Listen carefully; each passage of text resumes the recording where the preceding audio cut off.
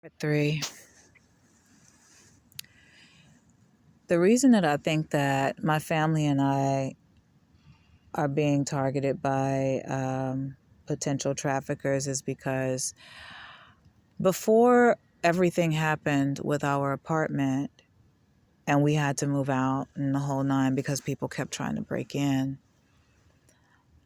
I went and looked on my kid's laptop, right? Just being a parent. And I went and looked on the laptop and I poked around a little bit and I noticed that there was like some really odd shit going on. And I was like, it wasn't my kid. It wasn't my kid. It was more like it was what was actually happening to the laptop. So it wasn't like what they were doing on the laptop. It was what the laptop was doing. Make sense? Okay. So I did some digging and I looked to see what was going on, and there was some stuff, I'm trying to be as vague as possible because I don't want to put my kids' business out there or whatever. But long story short, I found that there was someone tracking my child's laptop. Okay. Somebody was tracking my baby's stuff. And then I tracked it back to, I traced it back to a place. I'm not going to say which region or any of that, but I tracked it back to a place, did a little bit of research on that place, and realized that that particular place was known for trafficking, specifically trafficking young people, And I was very concerned. This was 2021. I was very concerned, very, very concerned. And I started noticing that things were changing in our environment. And I started noticing that there were people that I hadn't seen before. And there was just a lot of activity going on around me and my family that there was cause for concern. Okay. So I decided to continue moving forward. I continued to let her use the laptop because I was just like, we couldn't afford another laptop. And on top of that, she needed it for school. And so then I realized that, like phones and stuff would start acting up and all kinds of shit, right? As soon as I took screenshots and pictures and video of what I had found, all of a sudden my phone started to glitch, and shut down. So that's when I realized that there was a need for me to pay attention to what was going on, because it could potentially be serious and it could potentially, cause harm to my family. So I paid attention. And when I saw that it was time for me to, to pivot, I didn't want to, because I had prayed and I had worked and I had pushed, for a new beginning for me and my family. And I did not want to give that up. I needed a new start. My kids needed a new start, and we were doing so well. And next thing you know, I'm got to leave my apartment because of what's going on. I had to leave my job because of what's going on, the whole nine. And so when this situation comes up, because it'll never go away, it doesn't matter what people do, it will never go away. And you can brush it under the rug all you want, it will never go away. Even if you do succeed in making me go away, the story will never go away. Okay. And so I would love to do my own thing, pivot, and, find my way. But unfortunately, there seems to be this invisible force that keeps messing with me and keeps hindering what I'm trying to achieve. And so it brings me back to what I'm trying to come up out of. So I have to realize that, I'm fighting against something and also fighting for something at the same time. And I've been fighting for my family behind the scene.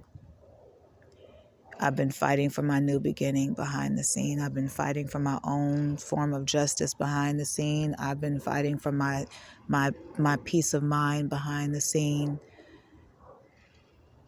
And I'm very proud of the fact that I've been able to maintain, considering, I'm thankful that although it was made clear a while ago that there were some girls and some guys and just some people in general that came together to pretty much sabotage me and my family. Once I realized that, I just kind of said, oh, okay, so it's that type of a thing. Okay. And then you come to a place of acceptance and you don't really worry about it too much. But my thing is this: I'm not the type of person who's going to be out in the street fighting behind nobody. I'm not going to be out here doing all of this. Now, you might get cussed the fuck out. Now, that could happen, but I'm not about to be out here doing all that stuff, you guys.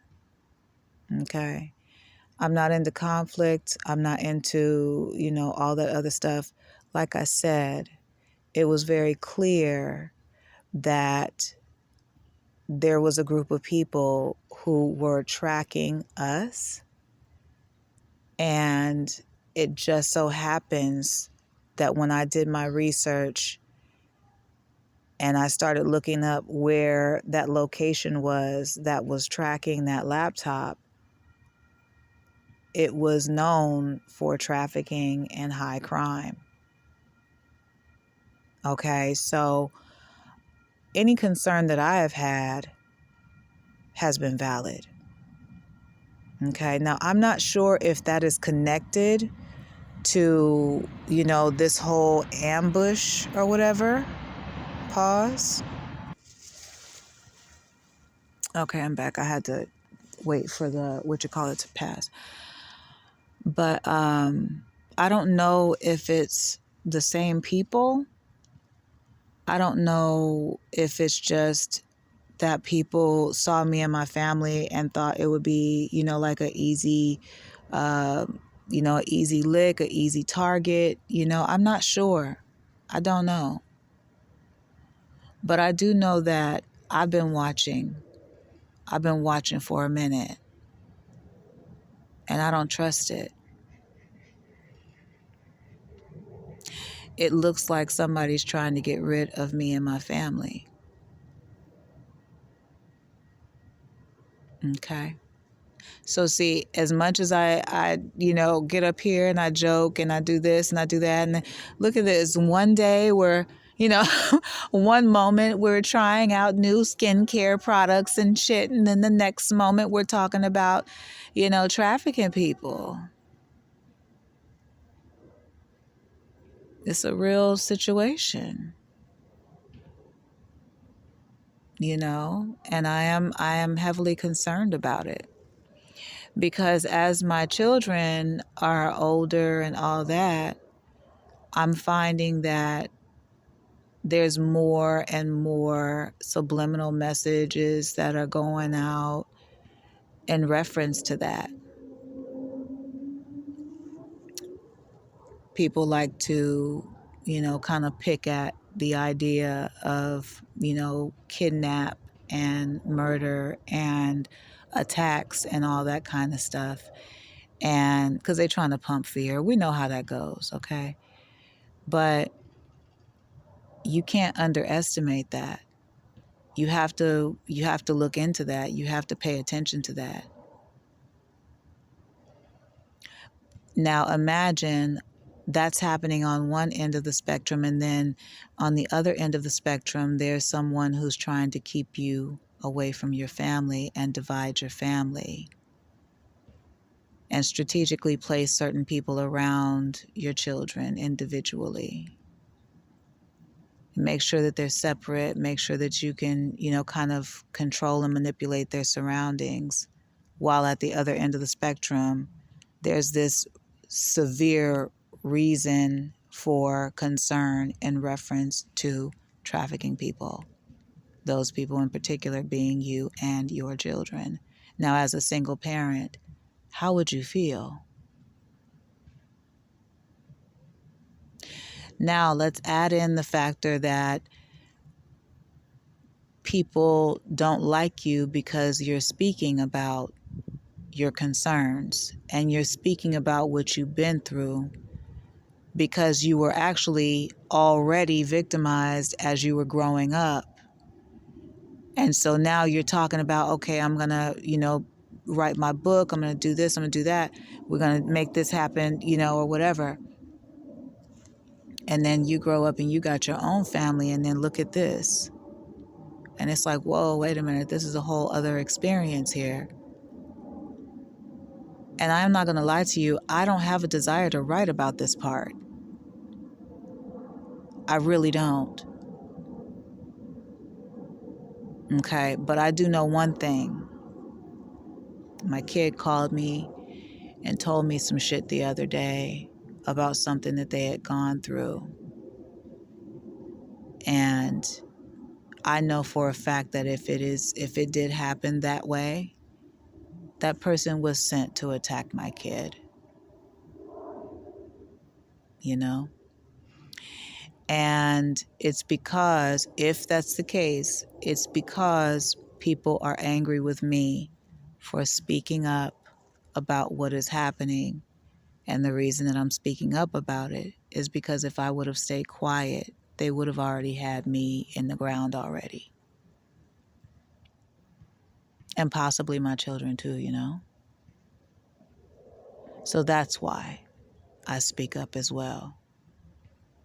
Because it's important for me to make sure that people understand what has really transpired without putting too much out there, because I still have to, preserve the dignity of my family.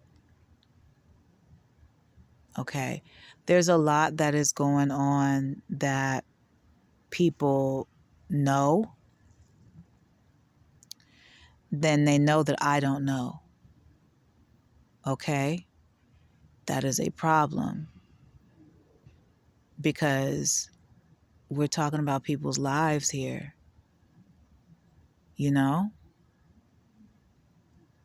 We're not talking about somebody seeing me on, some type of television show or something like that, and, getting jealous and saying, oh, well, she won't make it on another one. We gonna ruin her. We gonna do it.